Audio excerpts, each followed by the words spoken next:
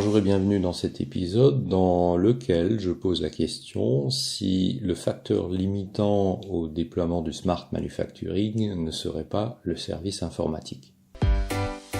Parmi les obstacles à un déploiement rapide des solutions et systèmes composant l'usine 4.0 se trouvent potentiellement les services informatiques des entreprises.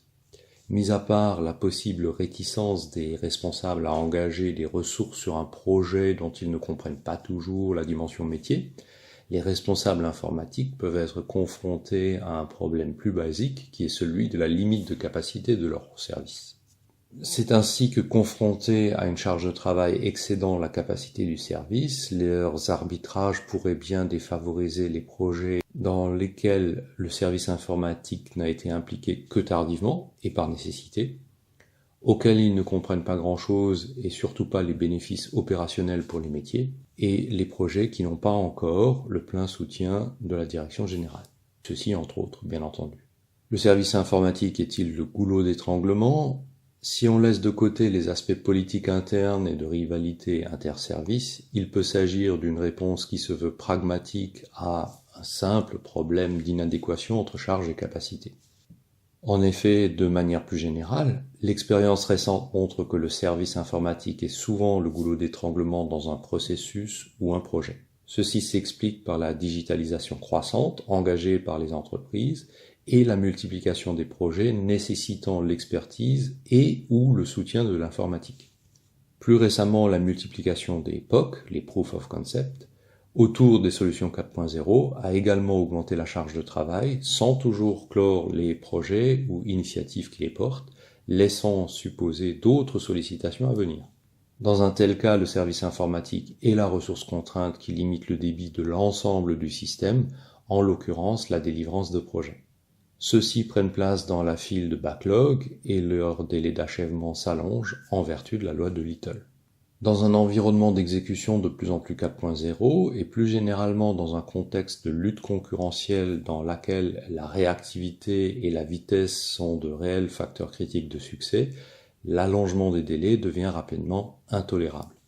Que faire ? Penser théorie des contraintes et low-code.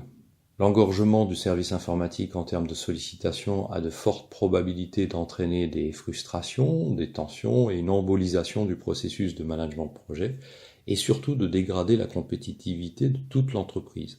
Pour améliorer le débit du service informatique, il est recommandé de procéder comme on ferait pour un processus physique, appliquer les principes et règles de la théorie des contraintes afin d'utiliser au mieux la capacité non extensible d'une ressource critique. Le premier principe est d'éliminer de la file d'attente tout ce qui ne requiert pas impérativement une contribution du service informatique.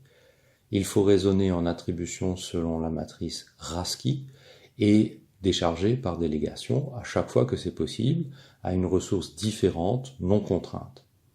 Ainsi, plutôt que d'intégrer systématiquement le service informatique, l'informé peut suffire. Nombre de projets 4.0 mettent en œuvre des apps qu'il faut configurer. Des solutions low-code de plus en plus nombreuses permettent de configurer des tableaux de bord et de personnaliser des interfaces en fonction des besoins par glisser-déposer, de créer des apps sur mesure avec des codes simples, proches de la logique de création de macros sur Microsoft Excel. Ce type de solution permet aux directions métiers de prendre en main les outils de création et adaptation de logiciels sans forcément faire appel à l'équipe de développeurs du service informatique. En jouant la délégation contrôlée, on met en œuvre le principe de subsidiarité. Celui-ci stipule que la responsabilité d'une action, lorsqu'elle est nécessaire, doit être allouée à la plus petite entité capable de résoudre le problème par elle-même. Appliqué à un service informatique surchargé, le principe de subsidiarité doit permettre d'alléger sa charge et ne laisser à la DSI que les sujets qui requièrent effectivement et de manière impérative les expertises qui sont les siennes. Si vous avez trouvé de l'intérêt à cet épisode, n'hésitez pas à le faire savoir et à le partager. Merci et à bientôt sur l'un de mes médias.